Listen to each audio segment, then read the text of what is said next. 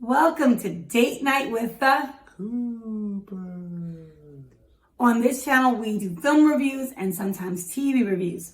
So you don't have to scroll, especially not for your date night or any night that you're at home and can't get out to see some entertainment. Right. Yeah. So today we're going to review Lou, which is a crime drama. And to us, it kind of reminds us of Taken. Yeah. I'm like, where's Liam Neeson at? Yeah.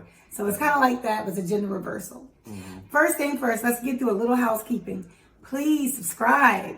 We love it. Comment. We love it. Like it right now. We really appreciate you. We appreciate all the feedback we're getting. And in fact, on the last video, I was told to use a spoiler alert. I think, So I'm going to try not to give it away for Lou. Good luck. So you can watch it yourself. If we like a film, what do we do? We say upstream, put it in your queue. And if we don't like it, what do we do? We make this face. Now, Lou, which is a kind of an interesting concept. Lou is directed by who? Anna Forster. Who's known for what? She's known for the Dean Devlin and Roland Emmerich disaster movies like 2012 and Day After Tomorrow. Yes, and this is the second film she directed. Her first was like what? Underworld Blood Wars. Yeah. So she's part of the Underworld series. So right then when I saw that, she's gonna be into the look. It's gonna be like dark, gloomy, visually striking, right? Mm-hmm. So we knew that. And it's starring who? Allison Janney and Journey Smollett. Yeah. Allison Janney, man, she's 6 foot in real life, right? That's right. She's tall. She's not playing no games. The story of Lou, a little background, is Lou lives on a secluded island in the Pacific Northwest.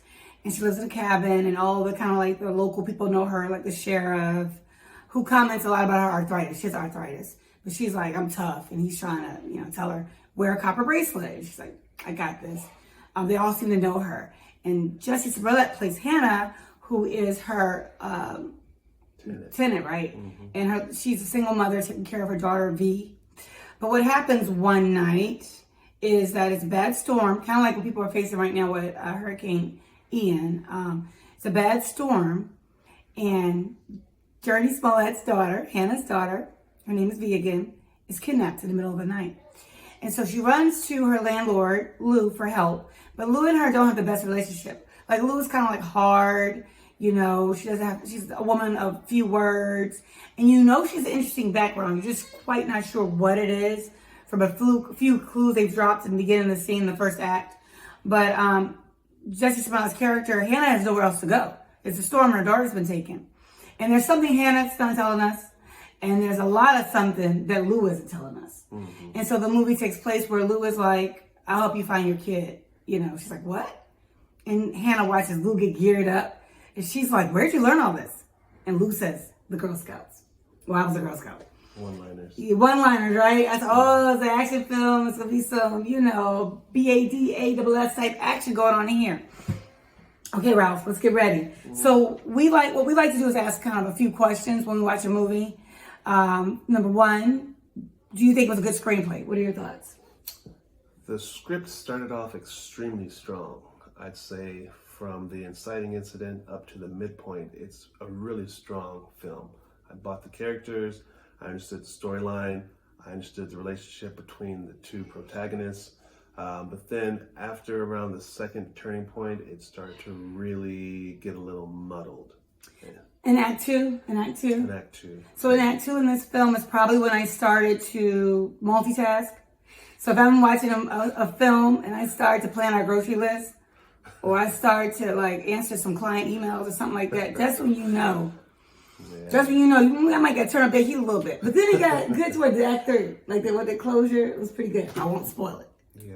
It's hard for me not to spoil it. But it got a little good toward the end. But it did hit that slow. Mm-hmm. Were the performers good? Did you believe them? The actors were great. I mean, you've got an Academy Award winner, Allison Janney. Yes. Tanya, she got her Oscar for that. Yeah. Yeah. So, your main leads are strong. The story is compelling.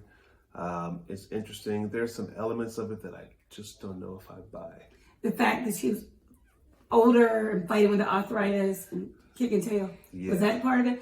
But you know, that actor in real life, she's 6 feet. She's like a statuesque woman. And I like the fact, even though it might be unbelievable for anybody, man or woman, child with arthritis to that level to punch and stuff. Mm-hmm. But what I did like about it was anti-ageism. So it is an older person that's you know, she suffers no fools in this movie.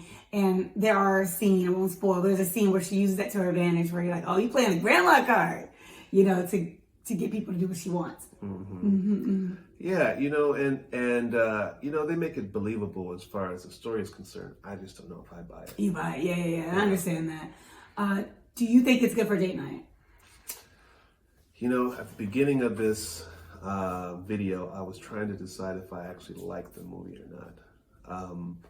There are elements of it that are really cool. There are elements of it that I don't really like. I think it's cliche. I think it's a story you've seen before. I think if you like this genre, you know what you're going to get. There's no really unexpected twists. It's kind of, I'd say it's an average film. It's an average film, but what makes it not average is that it's an older woman playing that role. Mm-hmm. So it's the fact that if there was some, like an older man, maybe be like, oh, we've seen this. Let's watch Taken again. Mm-hmm. But the fact that it's not Liam Neeson or one of those type of people, and that it's her, I think that makes it interesting. So that's the only caveat, because you have not seen. I don't think I've ever seen a woman like, you know, except for we saw the Woman King. And that's Viola Davis has a similar type character. Mm-hmm. Viola Davis in that. And that was rare too. Queen Latifah's playing the Equalizer now. Mm-hmm. You know, so, we've seen the genre before. Mm-hmm. I'm kind of iffy on it. So what do you want to give it? I think I'm going downstream on this one. What about you? I see why you're downstream.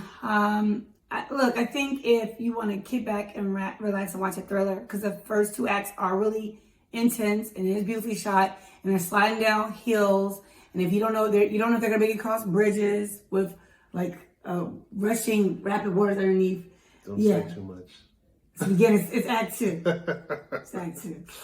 But there is a small twist in it. There is. That we didn't see coming. Right. They should have waited to reveal it. I think they revealed it too early. But there is a small twist in this movie. There is one. I give it upstream, but it's not all the way up.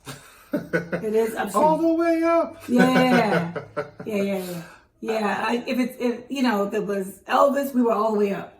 Woman King for me, all the way up. This one, because it's formulaic, it's not a bad movie. It's okay. So that's our review of Lou. It has moments. It has great elements. The actors' performances are strong. Yeah. The structure and genre is cliche. You've seen it before. The villain's a mix of the Punisher and who? Tom Hardy. Tom Hardy. They had a baby. So we gotta watch that American Gigolo. That's the Punisher dude's playing it. But anyway. Yeah. John Bernthal. Yeah. Anyway.